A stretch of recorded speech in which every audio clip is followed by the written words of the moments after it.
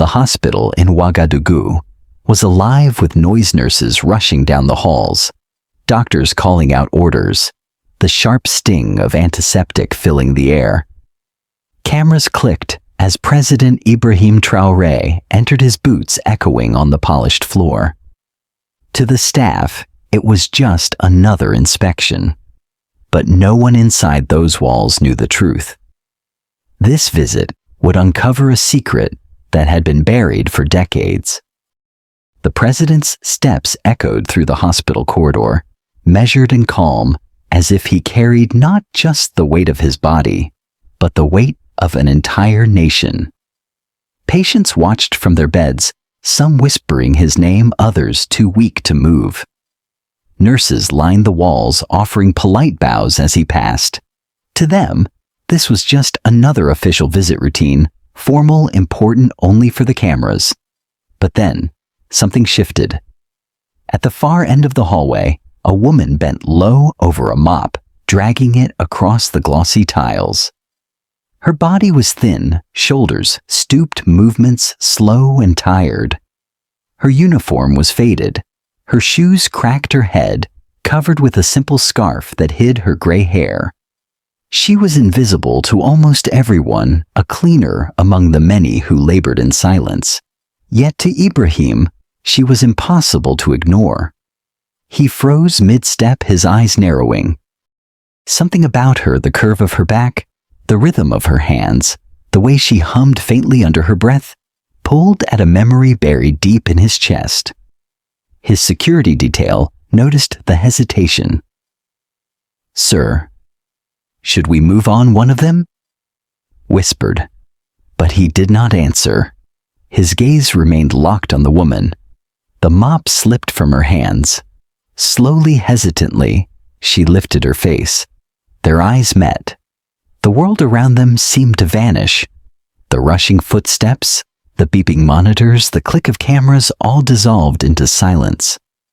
Her lips trembled, and in a voice so soft that only he could hear, she whispered, "Ibrahim, my son." The words struck him like thunder. His breath caught his chest, tightened. In her face, worn by years of hardship, he saw something achingly familiar. The same eyes that once watched over him as a child. The same trembling lips that once sang him to sleep on stormy nights. "Mama." His voice cracked, trembling with disbelief. Gasps rippled through the corridor. Doctors stopped in their tracks. Nurses covered their mouths. Even patients leaned forward, sensing the gravity of the moment. The president of Burkina Faso, kneeling now on the hospital floor, was no longer just a leader. He was a son meeting the woman he thought he had lost forever. She sank to her knees, tears streaming down her face, her hands shaking as she reached for him. "They told me you were gone," she sobbed. "They told me you were lost." Ibrahim clasped her trembling hands, ignoring the flashing cameras and the murmurs that swelled around them. His eyes glistened as he whispered back, steady and resolute, "I was never lost, Mama. I was always carried by your love. And today, I found you again." The hospital corridor fell silent, as if the building itself was holding its breath. For the first time in decades, mother and son were no longer separated by time, poverty, or silence. They had found each other again in the unlikeliest of places. Before we continue with this heartbreaking story, I'd love to know, where are you watching this video from, and what time is it there? Comment below. I can't wait to read your answers. Inside a small office of the hospital, away from the whispers and cameras, Ibrahim sat across from the woman who had once carried him on her back. The fluorescent light flickered above them, humming softly, as if even the room itself hesitated to witness the truth that was about to unfold. Her hands twisted together, knuckles white, as she tried to steady her breathing. Finally, she spoke, her voice raw, broken by years of silence. "When your father died, I had nothing. No money, no family to help me. You were just a little boy barely walking. I carried you everywhere, working in kitchens, cleaning floors, begging for leftover bread." Her lips trembled.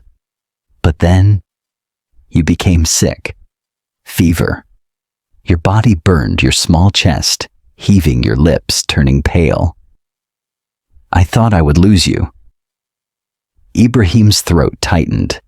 He could almost see it, the little boy he once was, sweating and shivering in her arms. She wiped her eyes with the edge of her scarf. "A wealthy family noticed me. They said they could help. They promised to give you medicine, food, a real education. They told me it was only for a short time, just until I could stand on my own feet again. I believed them. I wanted you to live." Her voice cracked. "So I signed the papers. A single signature. And with that, you were gone. They never came back. No address. No letter. Nothing." Her chest rose and fell as sobs finally broke through. "For years I searched. I walked miles under the sun. I begged in front of offices. I prayed every night. But everyone told me the same thing: forget. They said you were lost. They said you were dead." Silence filled the room, heavy and suffocating. Ibrahim closed his eyes. He remembered his childhood, a safe house, other caretakers, but always a hollow emptiness, a question that gnawed at him in the dark. Where was the voice that once sang me to sleep? Now the answer sat before him, wrapped in tears and scars. Slowly, he reached across the desk and took her hands. They were calloused, cracked, worn down by decades of labor. His own eyes shone. "All this time," he whispered, "you carried this pain alone, while I never knew." She shook her head fiercely. "No, my son, it wasn't pain. It was waiting, waiting for this moment." Her voice shook as she spoke. "Do you know what it feels like to wonder if your child eats? To imagine him cold at night, crying with no one to hold him? That was my life. Every day, every night." Her words sliced into him like a knife. Ibrahim bowed his head, tears finally spilling down his face. "The woman who once gave me bread," he whispered hoarsely, "is now cleaning crumbs from hospital floors." The sentence hung in the air like thunder. Even his aides lowered their eyes too, moved to speak. The guards standing by the door shifted uncomfortably, their hardened faces softened by the rawness of the moment. He leaned forward, resting his forehead gently against hers. His voice was low, steady, but filled with fire. "Mama, listen to me. You're not forgotten. Never again. Not while I live." Her sobs shook the room, but for the first time in decades, they were no longer cries of despair. They were cries of release, cries of a wound finally seen, finally touched. And in that sterile hospital office, under the flickering light, a mother and her son began to stitch back together the years that life had torn apart. The next morning, the hospital stirred with whispers. News of the reunion had spread like wildfire. Nurses exchanged glances, patients murmured, and workers pointed discreetly toward the small office where the president and the old woman had sat the night before. Ibrahim stepped out with her at his side. Her scarf was still faded, her hands still rough, but to him, she looked like royalty. The crowd parted instinctively, silence falling over the corridor. Then, without hesitation, he bent down, slipped an arm beneath her frail body, and lifted her into his arms. Gasps erupted. Phones clicked. A doctor muttered, "Excellency, you don't need to do this. We can arrange a stretcher." But Ibrahim's voice was firm, echoing down the hall. "You once carried me in your arms. Now it's my turn to carry you." The words rippled like electricity. Even the coldest hearts in the room trembled. Security guards tried to intervene, worried about protocol. "Sir, please, this isn't safe." "Step aside," Ibrahim commanded. His tone left no room for argument. The old woman clung to his chest, tears streaming. For years, she had been invisible, treated as just another cleaner. Now the leader of a nation held her as if she were priceless treasure. As he carried her through the hospital doors, people outside stopped in their tracks. Some covered their mouths in shock. Others raised their phones, capturing the sight of a president cradling an old cleaner like a child. A wave of murmurs spread through the crowd. "Who is she?" someone whispered. "His mother," another replied. "No, his adoptive mother. He just found her." The revelation ignited a storm of emotion. Some clapped, some wept. Strangers reached out, touching the air, as if they could somehow share in the moment. At the curb, his black SUV waited. The driver rushed forward to open the door, but Ibrahim shook his head. "Not like this. She will not ride as a passenger. She will ride as my honored guest." He placed her gently inside, adjusting her scarf with tender hands. Then he turned back to the crowd, his voice steady but burning with conviction. "A nation that lets a mother who raised its children die in shame is a nation that has lost its soul. Not today. Not while I breathe." The words struck like fire. The crowd erupted into applause, some shouting his name, others crying openly.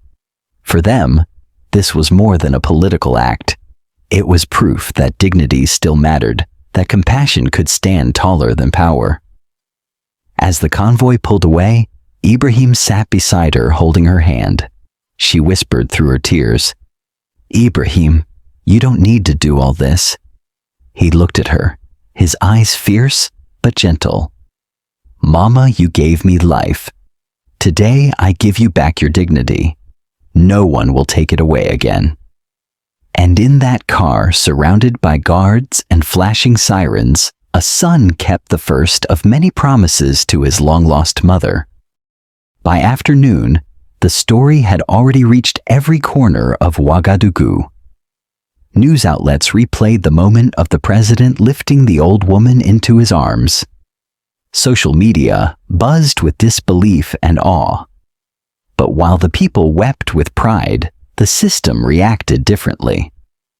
Inside the hospital boardroom, officials sat stiffly around a polished table. Papers stacked high, microphones weighting the air thick with tension. Some were angry, others afraid. Ibrahim entered with his mother beside him, her frail body wrapped in a shawl someone had hurriedly given her. She looked out of place, but his hand on her shoulder made her presence undeniable. One administrator cleared his throat. "Excellency, with all due respect, this woman is a low-level employee. Hospital policy does not permit removing her from duty without proper approval." Ibrahim's eyes narrowed. His voice was calm, but steel edged every word. Policy. He glanced at his mother's trembling hands.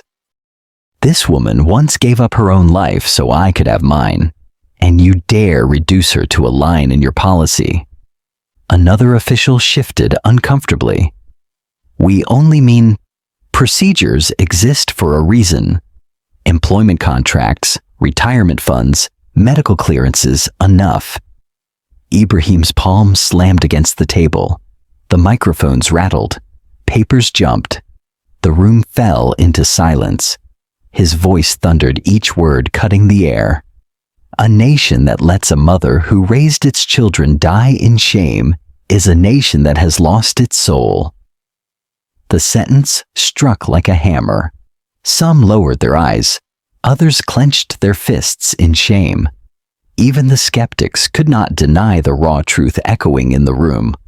But one man, older and proud, leaned forward. "Excellency, sentiment cannot rule a country. If you break procedure for one woman, thousands will demand the same. We cannot bend rules for emotions." Ibrahim's eyes burned. He rose slowly, the full weight of his presence filling the room. "Then let them demand it," he said. "Let every man and woman who has been forgotten come forward. If rules exist only to chain the weak, then those rules deserve to be broken." The boardroom stirred with gasps. Some scribbled frantic notes. Others exchanged fearful looks. This was not just about one cleaner anymore. It was about the soul of the nation.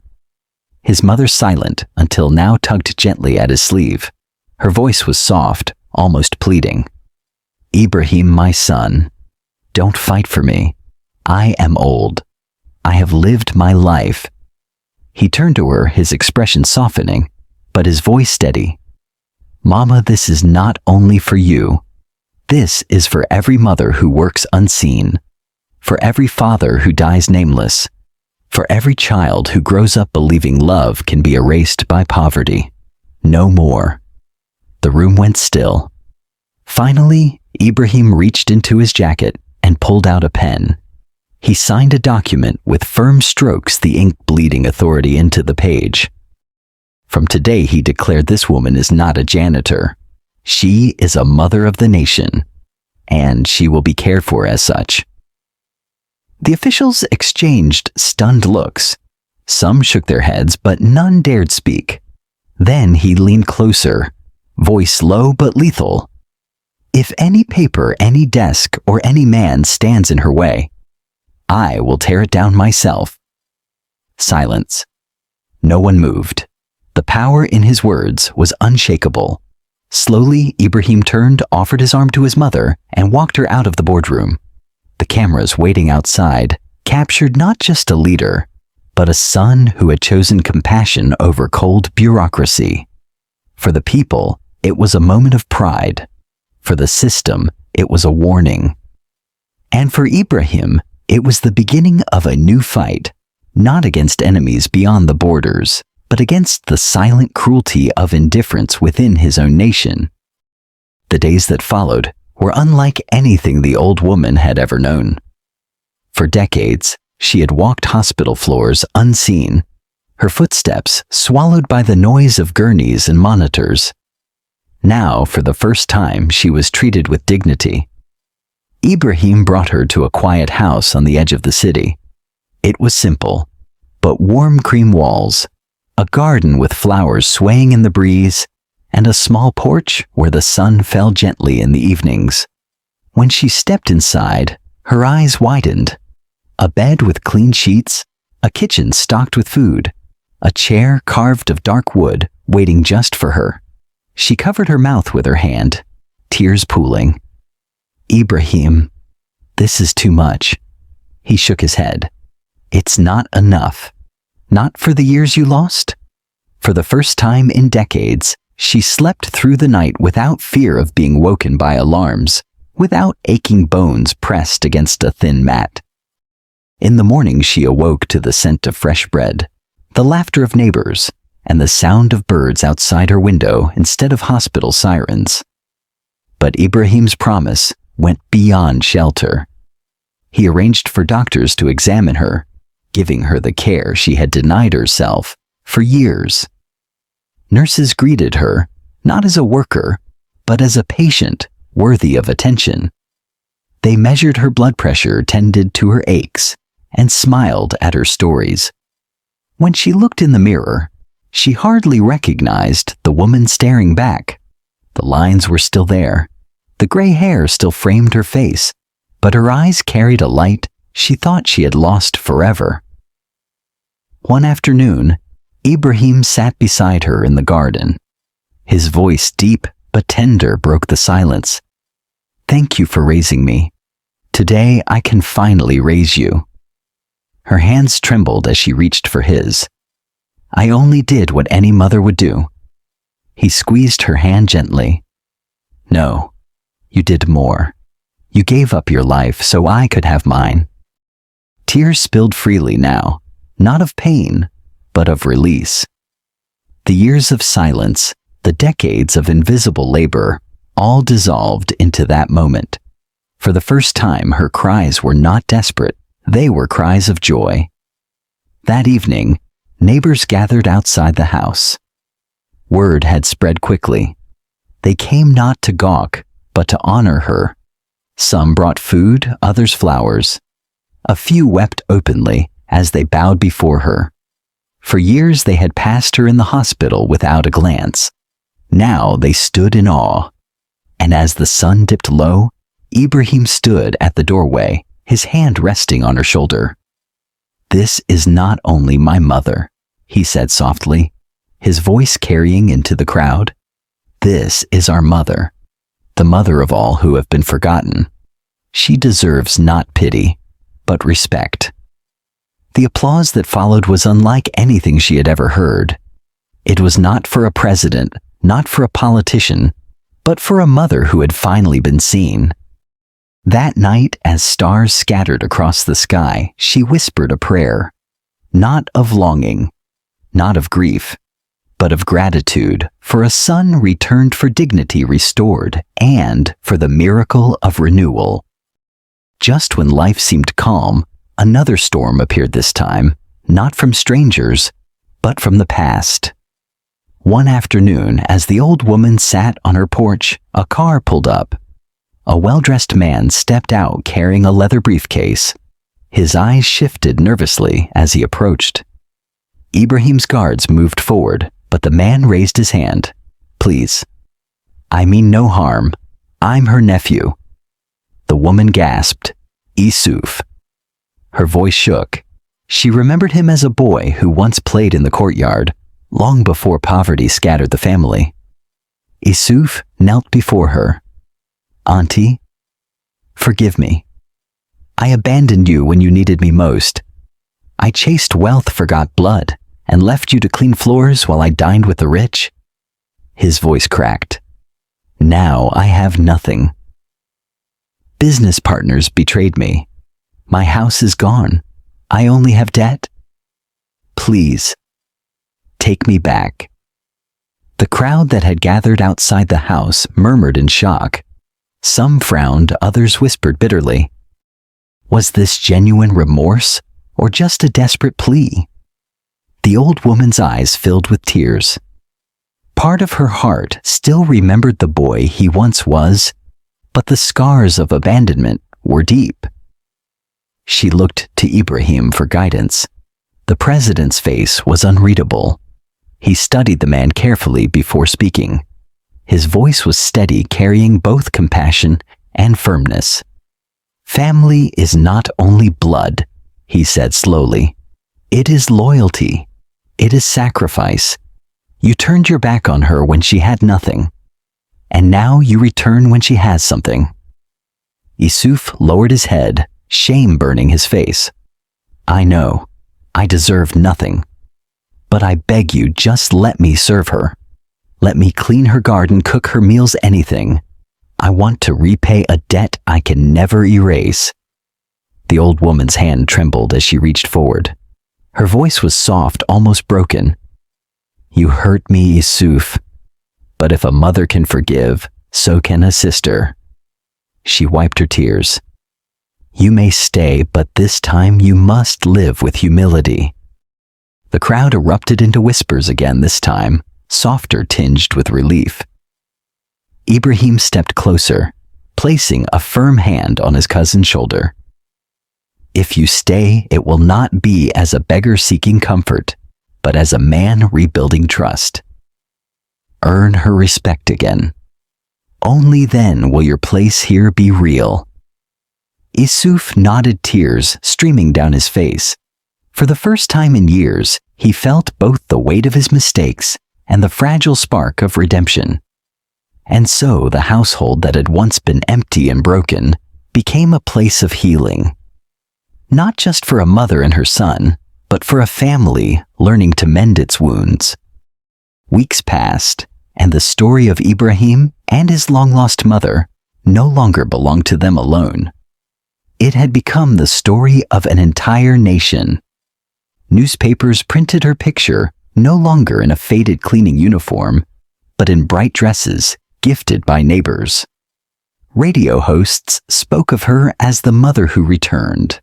Children in schools whispered her name as if she were a legend. But Ibrahim knew this could not end as just a touching reunion. It had to become a lesson.